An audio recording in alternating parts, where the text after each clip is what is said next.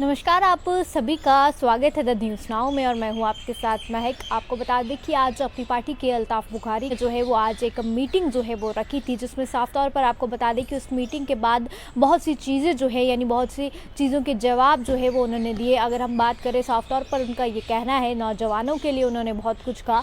उन्होंने कहा कि मेरे नौजवान कल भी सड़कों पर थे और आज भी जो है वो सड़कों पर ही है और उनकी उम्र जो है वो बढ़ती जा रही है और मैं बिल्कुल नहीं चाहता कि मेरे नौजवान जो है वो सड़कों पर रहे। हालांकि अगर हम बात करें तो उनका ये भी कहना है कि मेरे जितने भी नौजवान हैं उनकी उम्रें जो है वो बढ़ती जा रही है, पर फिर भी वो सड़कों पर ही जो है वो रह गए हैं, यानी पहले भी सड़कों पर थे और अब भी वो सड़कों पर ही जो है वो रह गए। उसके बाद की अगर हम बात करें तो उनका ये भी कहना है कि जो सरकार अभी चल रही है वो खुद ये कहती है कि मैं कुछ भी जो है वो नहीं कर पा रहा हूँ। हालांकि उनका ये भी कहना है कि कहीं ना कहीं जो जो चीज़ें उन्होंने अपने मैनिफेस्टो पर लिखी थी वो कुछ भी जो है वो नहीं हुई है। और जब उनसे ये सवाल किया जाता है कि आखिर कब ये सब चीज़ें देखने को मिलेगी, तो उनका ये कहना है कि कहीं ना कहीं उस सरकार का ये कहना है कि अभी हम कुछ नहीं कर सकते हैं, ड्यूअल पावर सिस्टम जो है वो चल रहा है और हमारे हाथ में कुछ नहीं है। ये सब कहना जो है वो अल्ताफ बुखारी साहब की अगर हम बात करें तो उन्होंने ये सब कहा है। फिलहाल तमाम जितने भी दृश्य हैं उनका क्या कुछ कहना है, तमाम वीडियो जो है वो द न्यूज़ नाउ के माध्यम से आपको साझा करते हैं।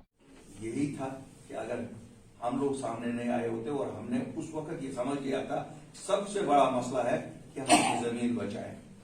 अगर जमीन नहीं बची होती आज क्या हम डूबते। अगर समझ नहीं आई कि क्या बचा है, आज स्टेट फूड के लिए सब कह रहे हैं ना, जिस तरह पानी के लिए तर्शन ऑफ स्टेट कहिए या रेस्टोरेशन ऑफ स्टेट, क्यों शायद अब क्रिएट करनी पड़ेगी हिंदुस्तान की सरकार को स्टेट।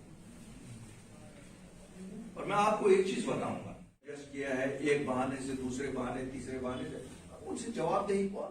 इंटरेक्शन था कि जो पार्टी का रोड मैप है जिसपे इत्तेफाक राय से कल जो इमरजेंसी एक मीटिंग हुई थी, इंपॉर्टेंट मीटिंग थी, उसमें जो रोड मैप है वो इनके साथ भी वो डिस्कस किया गया है, जम्मू के साथियों के साथ भी, और उस रोड मैप को कैसे आगे लिया जाए ताकि लोगों की जो इस वक्त परेशानियां हैं, एक हिस्टोरिकल इलेक्शन हुआ था, उस इलेक्शन के बाद लोगों को लग रहा था कि शायद उनकी मुश्किलें कहीं कम होंगी, लेकिन हम देख रहे हैं 4 महीने में अभी कुछ नहीं हो रहा है।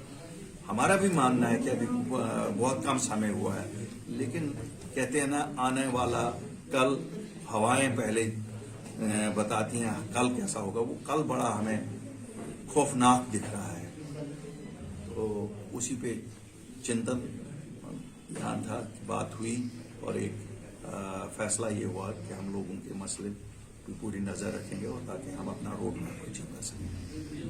कुछ चीजें होती हैं जो 5 साल के बाद रिपोर्ट कार्ड देना होता है, कुछ चीजें होती हैं जो मुझे लगता है 24 घंटे में रिपोर्ट कार्ड किसकी चाहिए होती है। अगर आप मुझे पूछेंगे बुद्धल जैसे वाक़ात की, तो शायद होने से पहले रिपोर्ट हम मांगेंगे इनसे।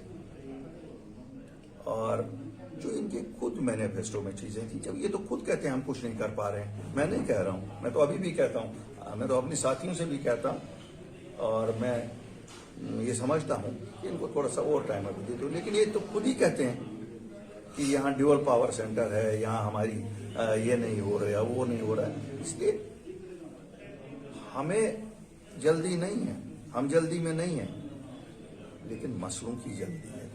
नौजवान मेरा जो जेल में, उसको रिहा होने की जल्दी है। नौजवान मेरा जो सड़क पे बैठा है वो अभी सड़क पे ही बैठा है, ओवर एज हो रहा है, इसके लिए 5 साल में इंतजार नहीं करूंगा। 2 लाख नौकरियां इन्होंने कहा था हम दे देंगे, फ्रीज लगा दिया, क्या 5 साल बाद जवाब लूंगा। डेली वेजर ही रिटायर हो रहा है, उसका जवाब कौन देगा। मिनरल वेल ये तो नहीं इंतजार कर सकता ना, इस पे तो एक्शन हो गया होना चाहिए था, 24 घंटे में हो गया होना चाहिए था। जितने भी यहाँ लोग बाहर के आए हुए हैं जो हमारी नेचुरल मिनरल वेल्थ को लूट रहे हैं, रेत हमारे लोगों को 6,000 7,000 रुपए ट्राली मिले, ये कौन सा इंसाफ है।